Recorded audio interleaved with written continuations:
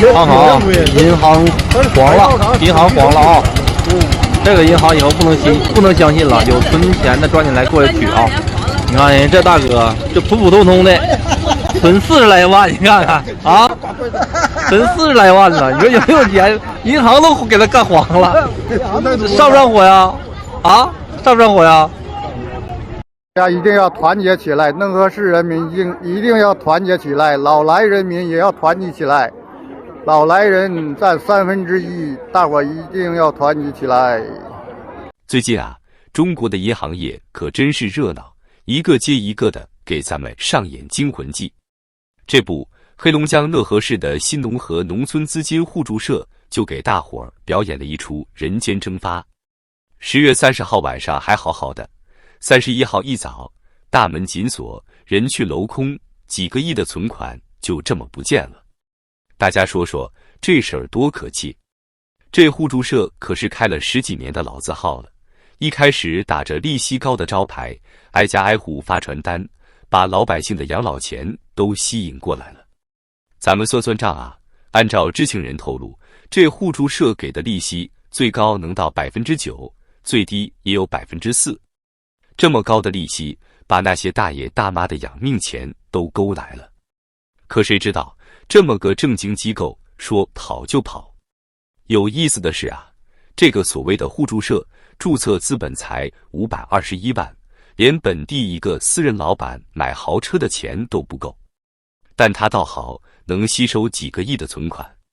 更绝的是，这521万的注册资本，估计连10角都没有。这不是空手套白狼是什么？再看看这个互助社的股东们，可都不是省油的灯。天眼查一查，16个股东，个个都是能人，有的一个人就控制着10几家企业。现在出事了，这些能人们躲哪儿去了？怕是早就把老百姓的钱转移到国外去了吧？但这还不是最可怕的。让咱给大家捋捋最近的形势。今年前7个月，就有50家中小银行破产或者被合并。去年一整年是多少？77家。而且从2019年到现在，中国的金融机构整整减少了117家。这是什么概念？就是平均每个月都有2到3家银行在消失。再看看那些还在苟延残喘的银行，比如贵阳银行，这可是一个省会城市的主力银行啊。它最新的财报显示，营收和利润连续6个季度双双下滑，已经跌回到5年前的水平了。而且它79%的收入都靠利息，这意味着什么？就是一旦借钱的企业还不上钱，它就离破产不远了。更让人心惊的是，前几天山东淄博还爆出一个女储户40万存款莫名其妙变成了0。这位齐女士查银行流水才发现，她每存一笔钱进去，当天就有人把钱取走了。这种事情要是搁在10年前，谁敢想象？现在可好，连存在银行的钱都不安全了。更吓人的是，现在中国的金融系统都快脱水了。人民银行急得都不顾脸面了，10月28号直接启动了买断式逆回购。什么意思呢？就是人民银行直接印钱给6大国有银行。这招啊，可是最后的大招了，就跟救火时把消防栓都砸了一样。中经院的专家说了，这说明6大国有银行已经没钱了。大家想想，连6大行都没钱了，那些小银行还能撑多久？专家分析说，明年中国经济很可能陷入停滞性通胀，也就是物价涨，经济却不涨，老百姓的钱越来越不值钱。咱们再来看看外资怎么看中国。数据显示，今年前8个月，外商直接投资比去年同期下降了31.5%。这个数字吓人不？这意味着每100块钱的外资，现在只剩下69块钱还愿意进来。而且外资已经连续18个月在减少了，外资企业更是连续91个月在撤资。这是什么概念？就是从2016年开始，外国企业就在偷偷往外搬了。有人说了，这不还有房地产白名单吗？政府不是说要放4万亿就是吗？且慢，这事儿可有意思了。金融监管总局副局长在新闻发布会上说，截至10月16号，白名单项目审批通过了2.23万亿贷款，年底要冲到4万亿。但是，开发商们却说了实话，银行根本不鸟政府的白名单。一个华东的地产商说得明白，政府说了能放贷，但银行说了不算，为啥呢？因为银行也不傻，你项目要是烂，就算政府把你列入白名单，银行也不会往里砸钱。而现在好的项目早就在上半年申请完了，剩下的不是有问题，就是半死不活的。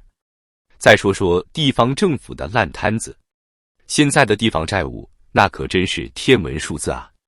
据国际投行高盛估算，中国地方政府的隐性债务可能高达94万亿。这是什么概念？相当于中国全年 GDP 的75%。简单说，就是地方政府借的钱够全国人民打工9个月才能还上。这么多债，地方政府靠什么还？以前是靠卖地，现在房地产都凉了，地也卖不动了。有的地方政府都开始拿公务员和老师的工资还债了。像河南、江西这些地方，公务员工资都发不出来了。再说说老百姓的存款，统计局的数据显示，今年8月份，全国居民存款减少了4676亿。这是什么情况？就是老百姓把钱从银行取出来了。为啥取钱？还不是对银行没信心了。有专家说，这次不光是经济危机，更是一场信任危机。现在的情况就像是多米诺骨牌，一张倒了，后面的就会跟着倒。先是小银行跑路，再是城商行出问题，接着就会传染到大银行。大家现在都在观望，就怕哪天自己的存款也打水漂。一位金融专家说得好，以前咱们存钱最多是为了防止钱不够用，现在存钱是为了防止钱不见了，说得太对了。现在老百姓们不仅要担心钱会不会贬值，还要担心钱会不会直接消失。所以啊，对于咱们老百姓来说，这形势可不太妙。以前说藏富于民，现在是藏祸于民。这不是危言耸听，实在是形势比人严峻。咱们老百姓的保命钱，现在真的要好好规划了，千万不能被高利息给迷了眼。就像那句老话说的，你图人家利息高，人家图的是你的本金。这次讷河互助社的事情又给我们上了一课。存钱还是得存大银行，虽说利息低点，但好歹安全。现在这世道，安全才是第一位的。说句不好听的，现在中国的金融形势就像是一个定时炸弹，就看什么时候爆。不是我危言耸听，实在是这形势不得不让人操心啊。咱们这次节目就先说到这，大家记住一句话，钱放哪儿不重要，重要的是能不能取出来。为什么会出现这么多银行暴雷？咱们得往深里挖一挖。别看这些银行一个个倒下去，其实都是有规律的。首先是房地产这个定时炸弹，大家知道不？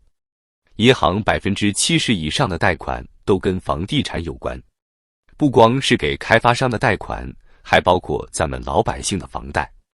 现在好了，开发商破产了，烂尾楼遍地都是，银行的钱就收不回来了。